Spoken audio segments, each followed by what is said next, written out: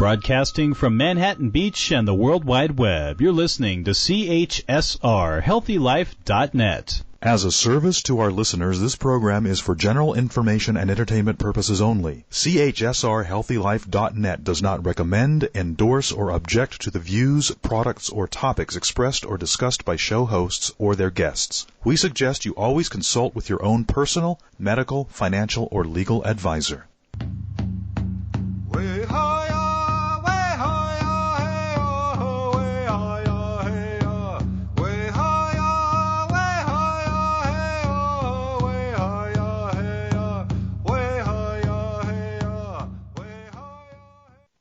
Bonjour.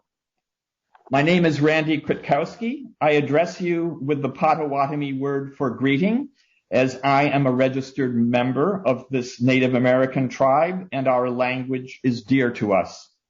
This episode of Indigenous Perspectives originates from the state of Vermont in the United States. This is not from my tribal homeland. It is the unceded traditional territory of the Abenaki people, who for thousands of years were and continue to be stewards of these lands that they now know as Endakina, which is to be found here in the state of Vermont and across the northeastern United States and across the Canadian border in southern Quebec province. I begin by acknowledging where we come from, both culturally and geographically, as this program, Indigenous Perspectives, focuses on understanding our roots in Mother Earth and connections with our ancestors. Today's program guests are Grant Paulson and Christian Domer. They are each on the line with us from Australia. So we're going to start first by giving some brief backgrounds on themselves. And Grant, can you tell us something about your family background and the variety of experiences that you've had that are both personal to you and also reflect the experience of a lot of your people? Thank you very much for having me. Kwandam, Watamuli is the greeting of my mother's people from the Bira tribes of north central Queensland. I'm coming to you from Quandamuka territory, east of Brisbane in Queensland, Australia. And I bring you greetings from my families and to your tribes and families there and the many places that you call home and where you listen from today. Thank you for having me. My name is Grant. I'm a middle child of 5 siblings. I'm a father. I'm a husband. I work in faith and development at World Vision Australia in the domestic Indigenous programs there. And I'm also a preacher's kid and have all the relative scars to prove that. And my dad was the first ordained Indigenous Aboriginal Baptist minister to be ordained in Australia back in 1967. And I was born while my folks were in ministry in Central Australia to the tribal peoples there called Walbury. And I was moved in my mother's womb in Walbury country, and they consider me as their child, and so my skin name or part of my name in Walbury country is Jabananga, and I have the privilege of travelling back there to work with Walbury people on a faith and development program about family violence and adapting it and adopting it from the South African context to the Australian context. This is fascinating.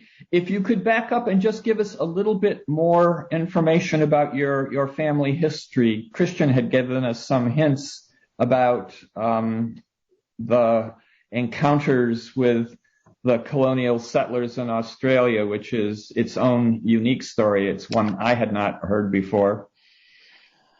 Australia was initially a penal colony. It's where England had decided to send its criminals. It had been visited by the Dutch and Indonesian sailors previously, but it was England who had decided to colonize in 1788 and recognized and sought to settle the place for king and country. They said it was terra nullius, meaning there were no humans there. So indigenous peoples weren't seen. First Aboriginal people, first Australians, were not recognised as fully human, but seen as part of the flora and fauna. So claiming land wasn't a process of needing to go through any treaty process. So unlike most first world nations, indigenous peoples, we don't actually have a treaty of any sort. Some people say that's good because no one's going to cheat you out of anything. But just across the water from us is the New Zealand, Aotearoa, land of the long white cloud, and their Maori people have a treaty of Waitangi, spelling out the nature of the relationships. But unfortunately, we have Sharon joining us. So we have we actually don't have any treaties of sorts, no recognition of that says there's a past and here's the future. Nowhere to draw a line. We have a number of recognitions. I think the 67 referendum recognised our inclusion into the census, which was another way of the recognition of our humanity. But prior to that, we weren't seen as even fully human, so the need to enter into some kind of treaty arrangements was not seen as necessary. Am I understanding correctly that it was not until fairly recently in Australian history that you were counted in the census? Yeah, 1967. That's not 1867. That's 1967. No, absolutely, yeah. And one of the ways it was seen, we were perceived to be a dying race, and one of the ways to facilitate that was to remove children of mixed heritage from tribes, and to bring them into homes, and we call that the stolen generation. And that removal of children meant that Westerners and Europeans could eventually breed us out, and that was kind of seen as the pillow to soothe the dying race, which is one of the phrases that were put in history. But we're still here. And in 2007, our then Prime Minister issued an apology to the stolen generations for their removal from families and from tribes, and that was a moving time in history. And there have been several movements since. In 2000, there was the Walk for Reconciliation, where we had thousands of Australians around the country walking to show their solidarity with First Nations people for a better future. So we've had little pockets of social movements from 67 through the 70s to 2000, where you had a national movement of all Australians, black and white, and to 2007, when there was an apology issued. We also had a statement from the heart in I think it was 2016 or 17, expressing the desire for a treaty and a First Nations representative body within our government. We don't have anything of that sort in Australia.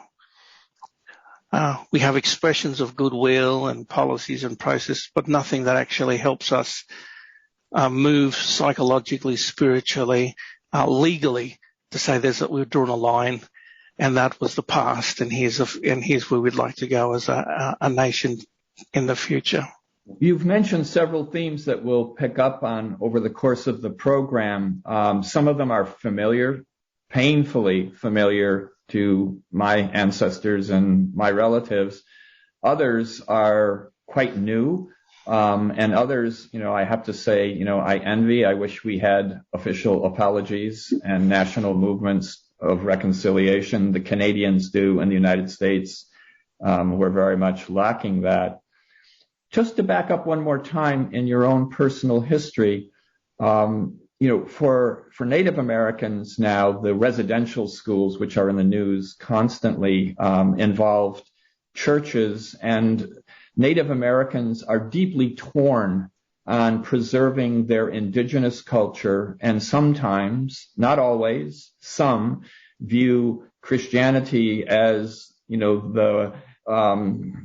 the cutting edge, the leading edge of an attempt to erase their traditional culture. Other Native Americans, which I write about in my book, have absolute comfort walking on both feet in two different spiritual worlds. Can you explain how your family came to that particular path? Well, certainly the involvement of Christianity in the colonizing of Australia was strategic, and that shares similarities around the globe. And I guess if you think of it from a British Empire perspective, they had it down to a fine art by the time they came to Australia. They've done China and India. They've done the Americas. By the time they get to Australia, in terms of colonizing approaches, sending in the missionaries to pacify the natives was a fine art by the time they got to us. Even so, certain narratives within the Bible correlated and values correlated with our own stories of the Creator, about being created in the image of our Creator, to have right relationships with God, right relationships with each other, right relationships with creation, and right relationships with ourselves, understanding who we are in the world around us. A lot of Indigenous people, when they heard these stories, say they sound painfully familiar. This is not, none of this is new to us. Some of these narratives that you're telling us are really familiar. Having said that, I've been asked by people at university when I was studying, brother, how can you bow down and worship the God of our colonizer, the God who colonizes our very interior, our soul? And I didn't have the words when I was a young student or the thought power to respond. Only a sense of feeling, but that is not my experience of the Christian God. The God who is revealed in Christ Jesus to me isn't the colonizer. Now that's a dreaming story. That's a bigger sacred story that, is bigger than the one that came from Europe.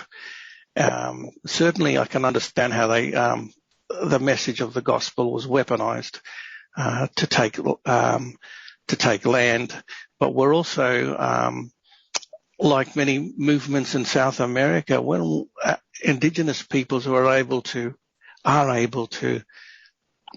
encounter these narratives, encounter these sacred stories, bypassing Europe and allowing these stories to resonate with us, we find that this is the God who did not come to take away culture, to take away traditions. This is the Creator that comes to complete and restore.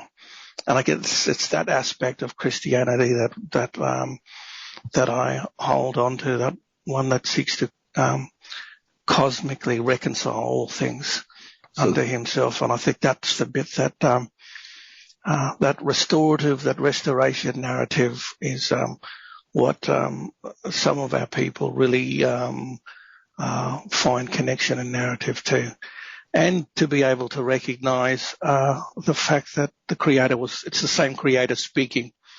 I work with the Warlpiri people in Northern Territory, like I said earlier, and they see their traditional chukurapa or dreaming stories and their kurawari, their law, as the same God speaking.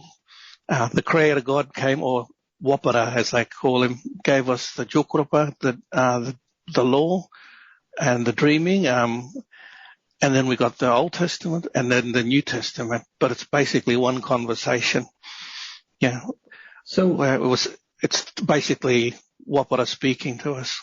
This is absolutely an outstandingly clear explanation of how you've combined or found a common grounding in two different traditions. This is the perfect place to bring in Christian Domer, because he's the person who introduced you to us, and his community is an intentional Christian community. So I would like him to pick up the story from the perspective of his community and how your two peoples encountered one another and found the very common ground that you're talking about. Christian, could you address that?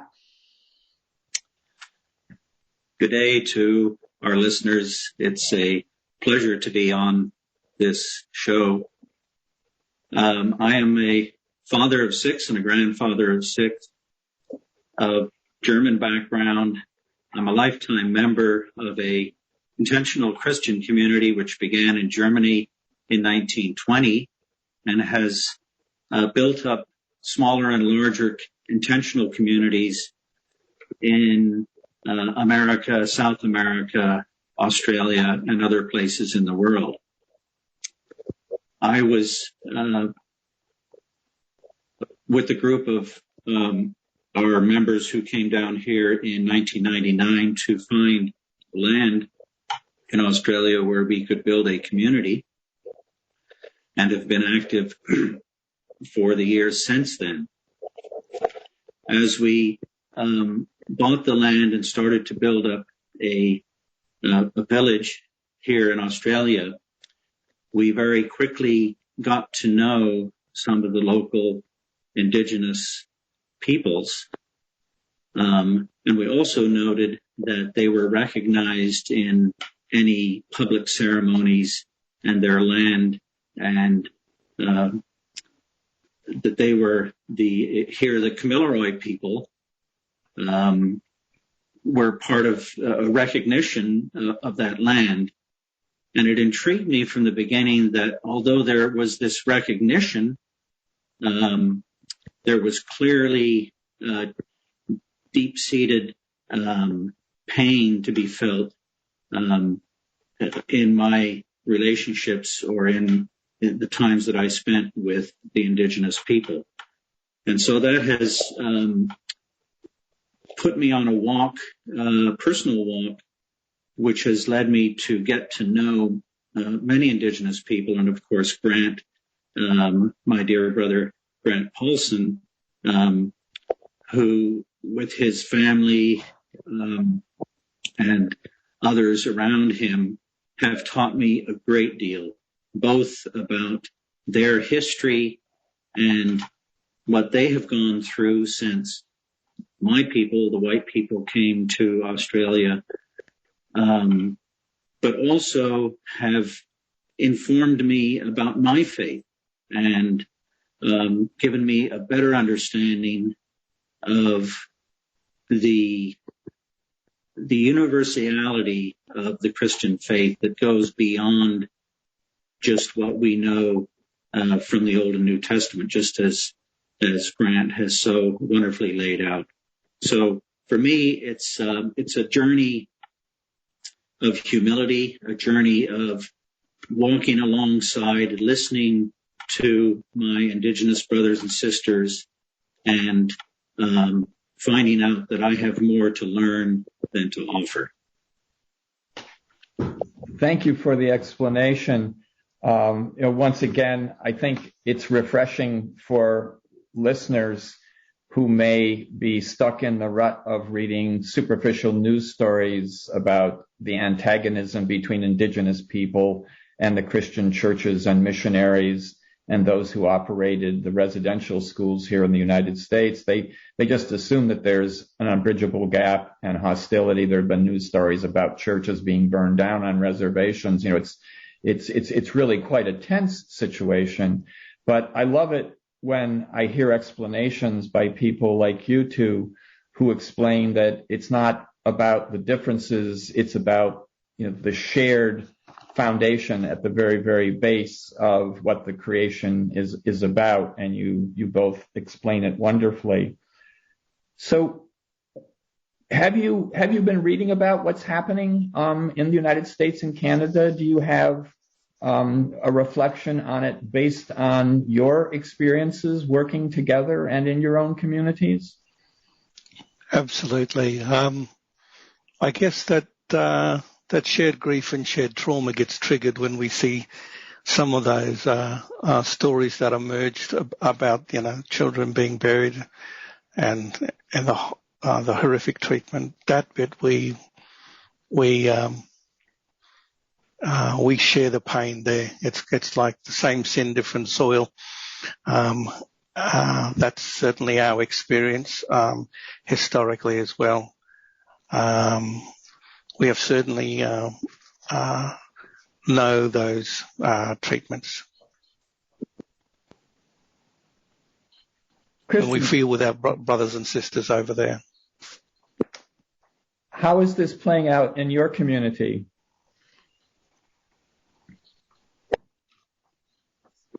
Are you speaking to me? Yes, I was wondering how your community is looking at this from the distance of quite a ways away from North America. Yes, well, let me back up simply to the fact that I grew up in America, in upstate New York, on land that was clearly under the caretaking of the Iroquois and other Indian tribes. And I grew up as a young boy, spending a lot of time out in the fields and woods looking for arrowheads and other remnants of the First Nations peoples, and developed through that a basic, I guess awe would be the right word for peoples that were just simply looking at an arrowhead and understanding what it would have taken to make that. It put in me an innate awe. So I've carried that through into my adulthood, and I and others in our community, as we hear about the treatment to the Native Americans, it certainly is painful for us, knowing that peoples, not only in America and now in our experience here in Australia, but really all over the world, as Grant said, were in a sense victimized by colonialism. So on that very note, we're going to take a break and then return and talk about getting from being victims to forgiving. It's a long step for many, but it's an important step for all of us. We'll be back in a minute. Thank you.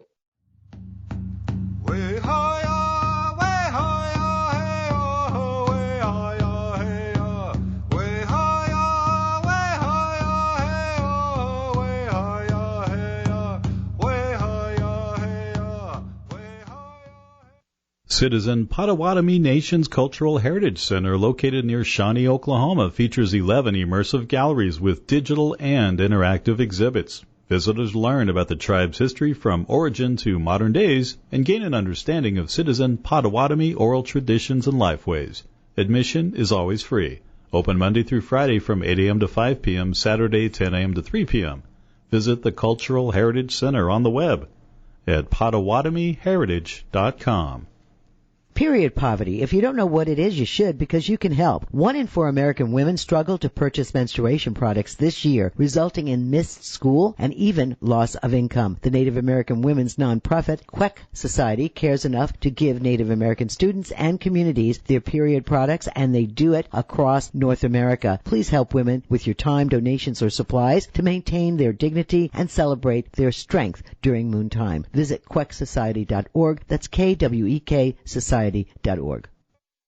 Listen up. The source for information and inspirational items about the struggle and wisdom of indigenous people is the Syracuse Cultural Workers. They are committed to peace, sustainability, social justice, feminism, and multiculturalism, and they create beautiful visual materials like calendars, t-shirts, cards, and more, including their Greetings and Thanks to the Natural World accordion poster that offers daily grounding for our relationship to the earth and its many fellow beings. Get so many wonderful items. Go there now. SyracuseCulturalWorkers.com.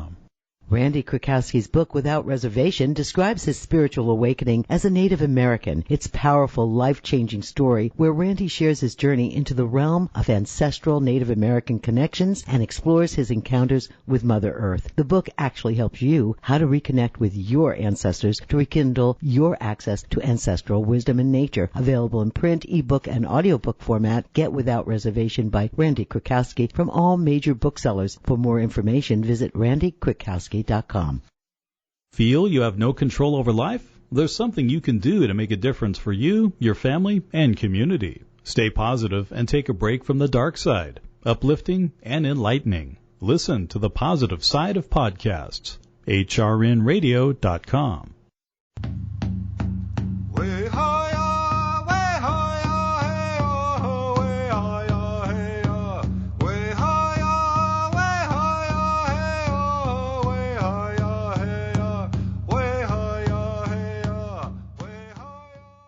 Welcome back to Indigenous Perspectives. Today's show is about the perspectives of elders, both Indigenous and those of a European background, and how they are working together in Australia to help heal the legacy of a colonial history.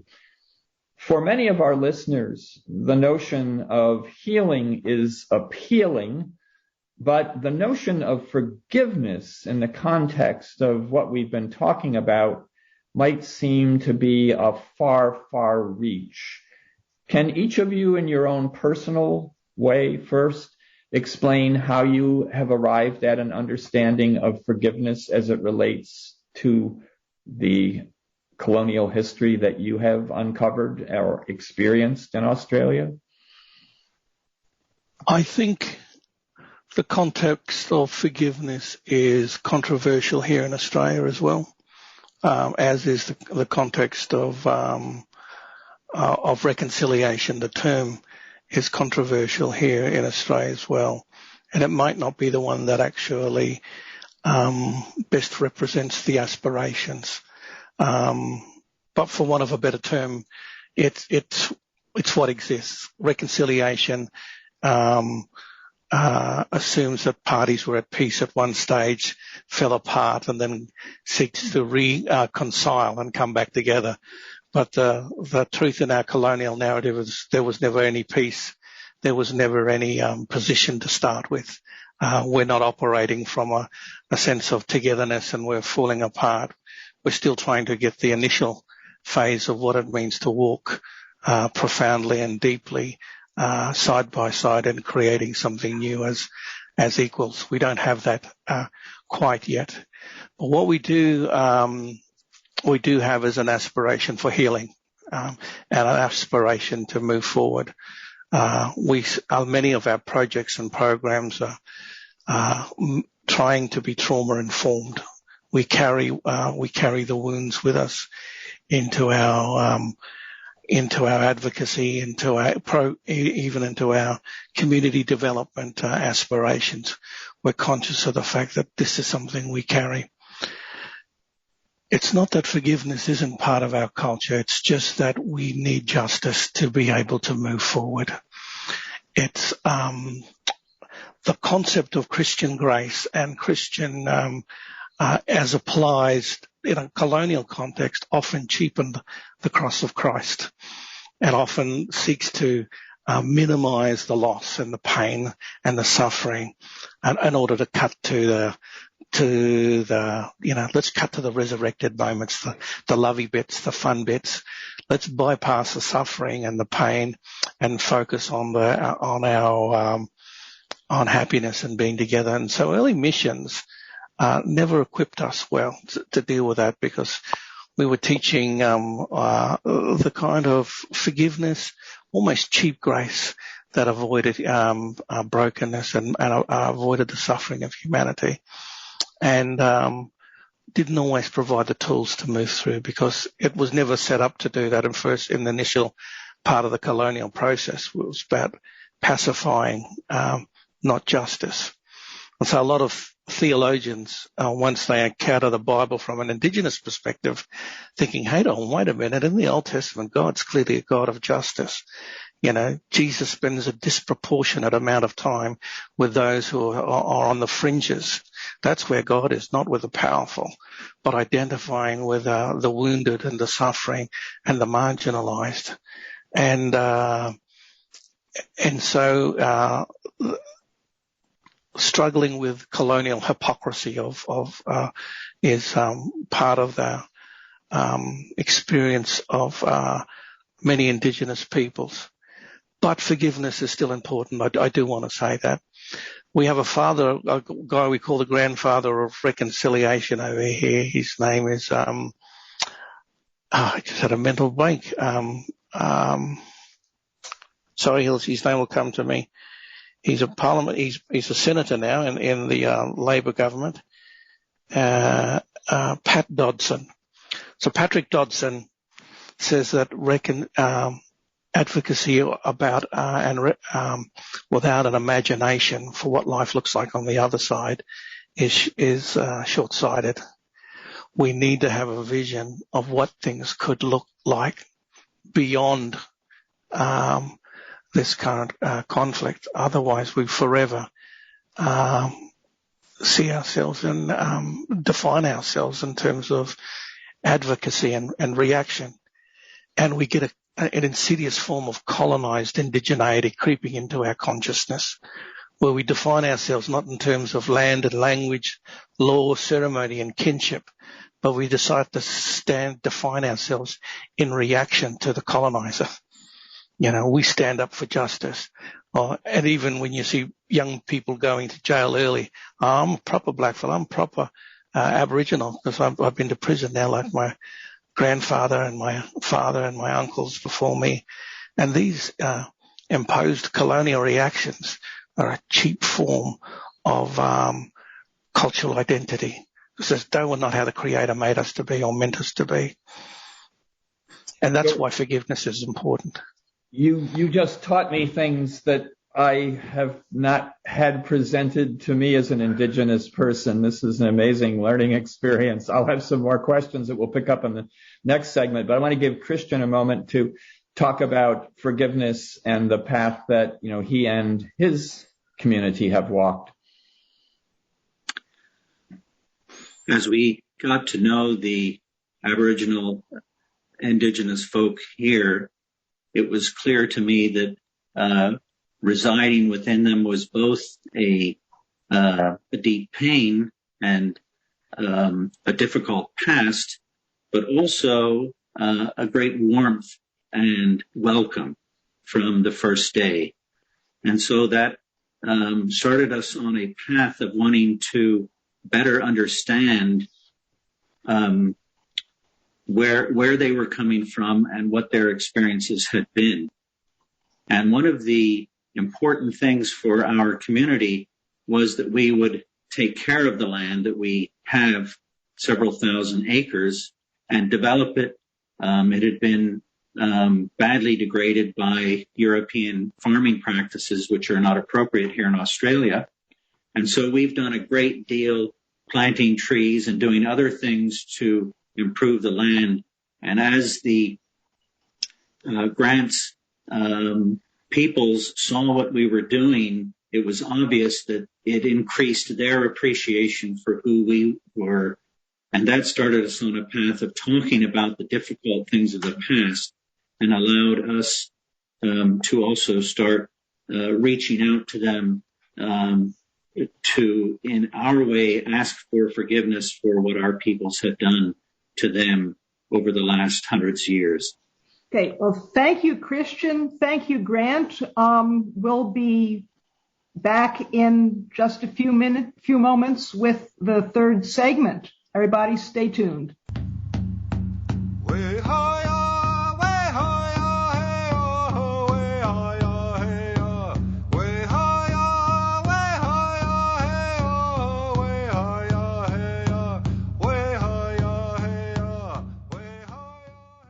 Located near Shawnee, Oklahoma, Citizen Potawatomi Nation is Potawatomi County's largest employer with a rich history and culture as a sovereign Native nation. Learn more about CPN by visiting its website, which includes information on services for members, tribal enterprises, government and constitution, the newspaper, and much more.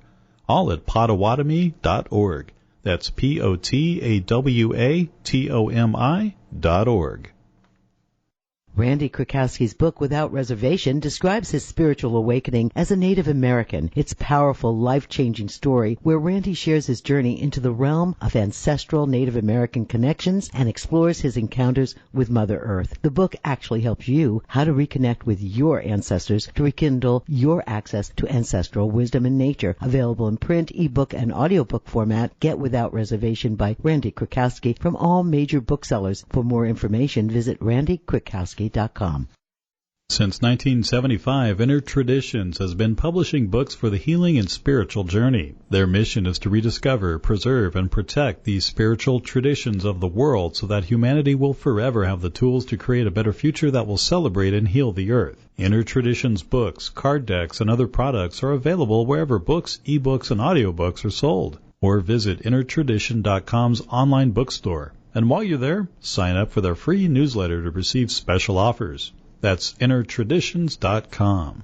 Period poverty. If you don't know what it is, you should, because you can help. 1 in 4 American women struggle to purchase menstruation products this year, resulting in missed school and even loss of income. The Native American women's nonprofit, Queck Society, cares enough to give Native American students and communities their period products, and they do it across North America. Please help women with your time, donations, or supplies to maintain their dignity and celebrate their strength during moontime. Visit quecksociety.org. That's KWEK Society.org. Don't get angry. Anger is a negative emotion that suppresses your immune system that may cause health problems. Make a positive difference by working together to protect and support your family, friends, and community. Take a break from the dark side. Uplifting and enlightening. Listen to the positive side of podcasts. hrnradio.com.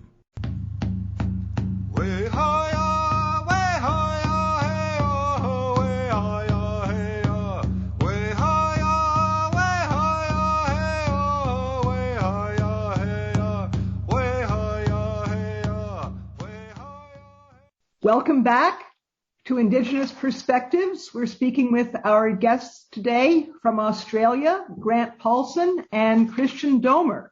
And we're going to pick up a comment that Grant made in the last segment about the importance of 5 dimensions of identity for Australian Indigenous peoples: land, language, law, ceremony, and kinship. Could you comment briefly with a couple of specific examples why these are such an important starting point for continuing identity? Yes. In the Warlpiri peoples of Central Australia, they refer to those 5 things as muru kulu, literally meaning home and land, homeland. But it means to be at home within the land of your ancestors, to be at home within yourself. And they talk about these 5 things as being critical for understanding the land from where you come from. Everything at the center is where we are based. Language, because it connects us and it enables us to speak to use the words that connect with people and with our homeland. and they're all interrelated. So language informs and carries the ideas and aspirations of the heart and the soul. Family and kinship connects us all, and it's not just a human kinship, it's a kinship between creation and animals and plants, and knowing that we're all made by the same creator, that we are all made and fearfully and wonderfully made. It's not just a human-centric concept of kinship. And law, because it frames everything in the right relationships, because we need a legal framework to say where the Creator wants us to live in a right relationship and not one that is destructive to ourselves or each other. So laws are important to set and frame things, and language, law, and ceremony. Ceremony is that sacred way of doing business, but also the way we network and with our kinship, with our creation, that we are called to look after. We need ceremony because we need to remind that it's a sacred trust that binds everything together. Ceremony is the way in which we need to navigate and tie all of these concepts of language, law, ceremony, and kinship together. And ceremonies that are also critical for navigating things like grief and loss, post-traumatic stress. We need ceremony to help us navigate through trauma, and the aspirations of forgiveness really needs a ceremonial pathway for us, because we need the sacred drivers to navigate us through appropriate spiritual and social change.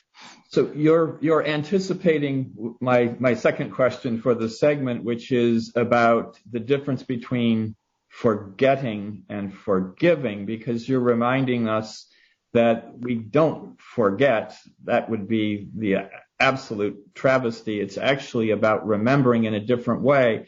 But for a lot of people, the notion of forgiving means, oh, I just forget about what you did to me. If I'm, talking about a domestic abuse, I just turn the other cheek and, let them hit me again. This is not what anyone here on this show is talking about. So I'm going to ask you to elaborate a bit, and Christian, jump in if you'd like to participate in this discussion. What is the difference between forgiving and forgetting, and how can we keep them separate in the public's mind? I see ceremony as key to the process of forgiving, but also commemorating that things come at a cost. That's what Easter is. We don't, in the Christian message, let's pick up an analogy in mainstream Christian theology. We don't go through a process of spiritual amnesia as soon as we choose to follow Christ. Every year at Easter time, there's a ceremony that we go through, a sacred ceremony of remembrance, of breaking bread, of drinking the wine. And when those ceremonies are done, and this is looking at those ceremonies through an Indigenous lens, we're actually saying, I'm remembering that forgiveness costs. I'm remembering that the pain of making right relationships isn't cheap. And it's not spiritual amnesia. It is the process of it's an active process of choosing healing and choosing a pathway of reclaiming our humanity and reclaiming our purpose as from the Creator. To walk around wounded is not our purpose, I don't believe. So, Christian, I now understand your earlier comment about meeting Grant and others helped you to be informed about your own religion. Would you like to pick up and run with that? Yes, I'd like to describe an event that happens every year at the site of a massacre of a number of indigenous people near where our community is, called Miles Creek. Because it amplifies exactly this, that it's really in both the white community and the indigenous folk getting together and commemorating a horrific event where they suffered, and I certainly haven't suffered, but in understanding that by bringing together descendants of both the indigenous peoples and the settlers who perpetrated this massacre, and reaching out the hand of friendship and simply remembering, helps to both heal the wounds of the past, but more importantly, as Grant said, turn us toward the opportunity of looking to the future, looking beyond, knowing that we can't get stuck in the past, a victimhood on their side or a feeling of guilt on my side, with no answer to a future that moves past that and brings redemption to both of us. Thank you for the clarification. This is really exciting. We're going to take a break, and we'll be back in a few minutes for the fourth segment.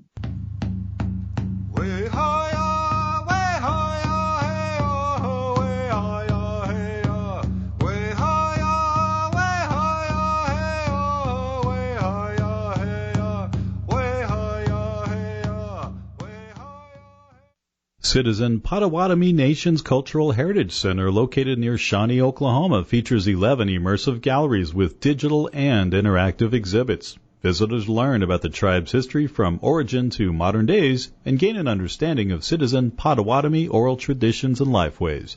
Admission is always free. Open Monday through Friday from 8 a.m. to 5 p.m., Saturday 10 a.m. to 3 p.m. Visit the Cultural Heritage Center on the web at PotawatomiHeritage.com. Period poverty. If you don't know what it is, you should, because you can help. 1 in 4 American women struggle to purchase menstruation products this year, resulting in missed school and even loss of income. The Native American women's nonprofit, Queck Society, cares enough to give Native American students and communities their period products, and they do it across North America. Please help women with your time, donations, or supplies to maintain their dignity and celebrate their strength during moontime. Visit quecksociety.org. That's KWEK Society.org. Listen up. The source for information and inspirational items about the struggle and wisdom of indigenous people is the Syracuse Cultural Workers. They are committed to peace, sustainability, social justice, feminism, and multiculturalism, and they create beautiful visual materials like calendars, t-shirts, cards, and more, including their Greetings and Thanks to the Natural World accordion poster that offers daily grounding for our relationship to the earth and its many fellow beings. Get so many wonderful items. Go there now. SyracuseCulturalWorkers.com. Randy Krakowski's book, Without Reservation, describes his spiritual awakening as a Native American. It's a powerful, life-changing story where Randy shares his journey into the realm of ancestral Native American connections and explores his encounters with Mother Earth. The book actually helps you how to reconnect with your ancestors to rekindle your access to ancestral wisdom and nature. Available in print, ebook, and audiobook format. Get Without Reservation by Randy Krakowski from all major booksellers. For more information, visit randykrakowski.com. Where positive people and radio unite. HealthyLife.net.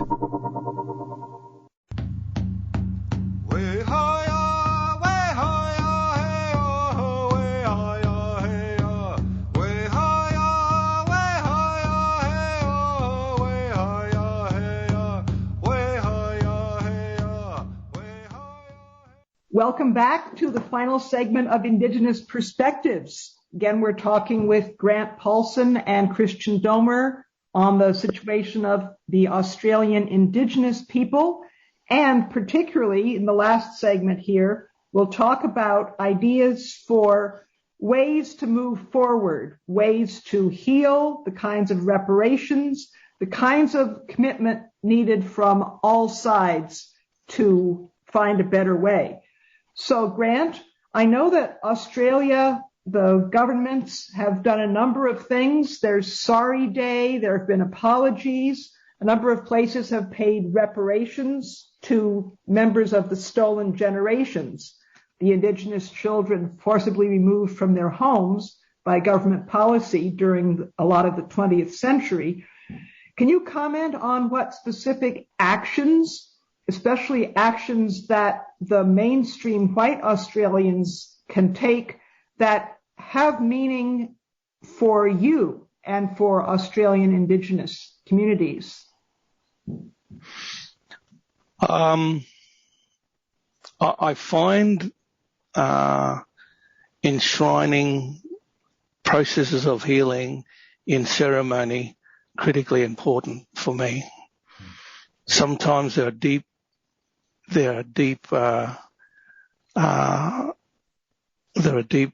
places to travel. There are deep wells to drink from that we can't do it just in a singular legislative process, an act of parliament. Those things are all good, but they're mechanical processes for legal entities. They're all colonial instrumentalities. Mm-hmm. For me, the idea of doing ceremonial business around fire together transcends all of those things. Now, from a legal, technical, post-colonial advocacy, spirituality is probably weak, but for me, it's actually the hub, the real power source that actually gives legal frameworks and treaties any kind of meaning. We need spiritual ceremonies that anchor our time together. So the ones that have meaning for me are ones that are like the ceremonies that Brother Christian talks about, where they remember massacres. They've done it also in the Northern Territory, Coniston massacre between Aboriginal, between Warlpiri and mounted police, where the descendants choose to meet together to remember and do ceremony business together. So where those places intersect, where people come back together to remember and to do ceremony together, is where that deep transaction, that currency for sustainability comes from. I mean, we can do it around Remembrance Day for wars and whatnot. I'm thinking we need those, lest we forget, around our narratives of healing and our narratives of pain. So we don't remember that the kind of community we co-create together is built and shaped in the remembrance of those who are lost along the way. So I think healing is critical. Forgiveness is critical. I think we need sacred drivers for social change, and that needs to be embedded in our way going forward. I love your phrase, enshrining acts of healing and not depending on colonial instrumentalities. I will not forget those words. I want to go back to Christian's retelling of the Mayal massacre ceremony that happens yearly. I would like you each to revisit that event and tell it through the eyes of your particular cultural background. And Grant, let's start with you.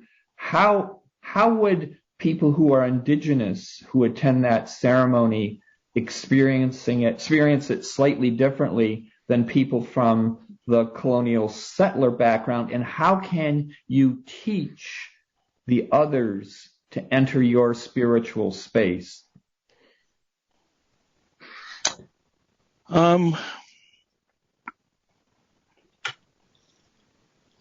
I'm not sure how to bring someone into that sense of horror and disempowerment. this might sound weird, but the Aboriginal in me really doesn't want people to have to experience the trauma just like us. You know, some people say, I want to put them through exactly the trauma. Really? I don't think I don't think you're going to equate this, you know, unless we had an alien force come in from outer space, moving us on. But what we've been through is horrific. But I do want people to stand with us. I do want to enter into the sorry business of remembering those ancestors lost, the pain, the shame, and just pausing to enter into that space. And I think it's important that our colonizers enter into their pain and shame with their ancestors as well, and stand with them, and sit with the discomfort. So when life outside of these ceremonies revisits us, we remember physically, emotionally, spiritually, what happened when we stood together, to remember when we stood together in pain, and when we go through the pain of trying to rebuild something better, remember the pain of what it feels like to stand in the historical space as well. It's probably the difference between clean pain and dirty pain. It's the pain that reminds us we're trying to build something better, rather than the dirty pain of avoidance and attacking and dehumanizing. Christian, do you have, we have literally like a half a minute, but I'd love to know if there's something you can add to that, or if that's the final word. That's pretty powerful words. For us, it's the journey, which we need to travel together. On our property, we have a creek, and if Grant and I are walking up that creek, one on each side, we are slowly coming together step by step. So in ceremony, whether it be at Miles Creek or breaking bread together, spending time around a campfire, although there is experiences that we've each had that we cannot share or pass on, there is the shared walk as we move forward, which brings us closer together and understands that the end of the journey will bring us into true understanding and brotherhood. I think the respect that you have for one another's differences and historical experiences, and the desire to spare one another pain, is one of the most extraordinary, forgiving, and kind things I've ever heard. I thank you both. We're running out of time. We're going to have to wrap it up. I want to thank you, Grant and Christian, for this. This has been a great learning experience for me. I hope at another time we can continue this discussion. But to our viewers right now, I want to say miigwech. Thank you for listening. I hope that this broadcast has given you time and space to reconnect with your roots in Mother Earth and with your ancestral roots. Before your busy day distracts you from this moment, I encourage you to take a few minutes to reach out and feel the presence of living flora and fauna, and perhaps even that of your ancestors. Allow yourself to touch their presence, capture that moment, and hold on to it. And if you might, write to me and let me know about your experience. I can be reached at randykwiatkowski@hushmail.com or through my website, randykwiatkowski.com, where you can also find transcripts and supplemental materials for Indigenous Perspective radio programs, and there will be a transcript for this program that allows you to read as well as listen. Thank you very much. Thank you. Thank you.